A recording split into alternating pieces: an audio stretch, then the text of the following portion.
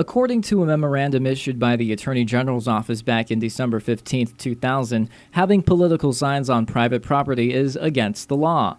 Nearly 12 years ago, the Department of Public Works asked the question, does the zoning law permit the erection of political signs on private property? Then Assistant AG Monty May responded by stating the zoning law not only prohibits signs on private property, but also prohibits third parties erecting signs on private property for a fee or even without compensating the property owner. The informational memo cites Chapter 61, Title 21 of the Guam Code annotated, in particular Sections 61541 and 42. It also notes the act must be read as a whole. The memo states, quote, since it must be presumed that the legislature was fully aware that political signs do not come within the kinds of signs allowed in 61541A, and it failed to include language allowing their placement on private property, we therefore conclude that it is the intention of the law that political signs not be erected on private property, end quote. It adds that any violation of the zoning law is deemed a petty misdemeanor. Upon learning of this memo, GEC Executive Director Maria Pangilinan says she stands corrected on stating that any sign on private property is allowed. She also clarifies that the Commission doesn't have the jurisdiction over the regulations and enforcement of political signs. The enforcement agency is the Department of Public Works.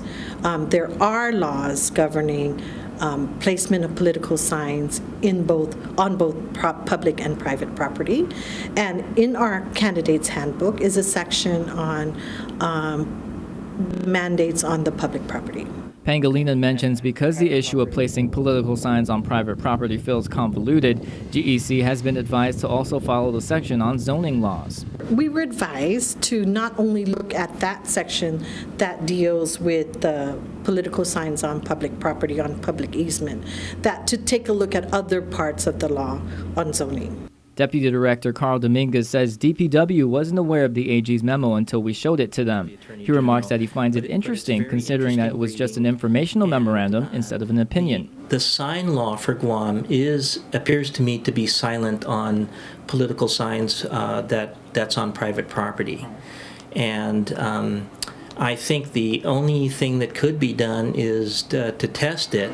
As stated in the AG's memorandum, Dominguez mentions that while DPW has no authority to enter private property or remove political signs in violation of the sign law, it can issue a notice of violation and refer the matter to the Attorney General. To test it would be to issue a notice of violation and to send a letter to the Attorney General's office to pursue it, and then it would be up to them to pursue it and find out exactly what the law says with regards to political signs on private property.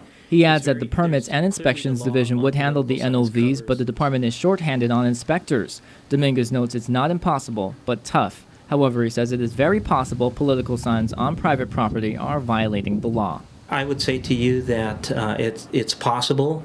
I'm not an attorney, and I would leave it up to the powers that be, particularly the Attorney General's office, to handle that.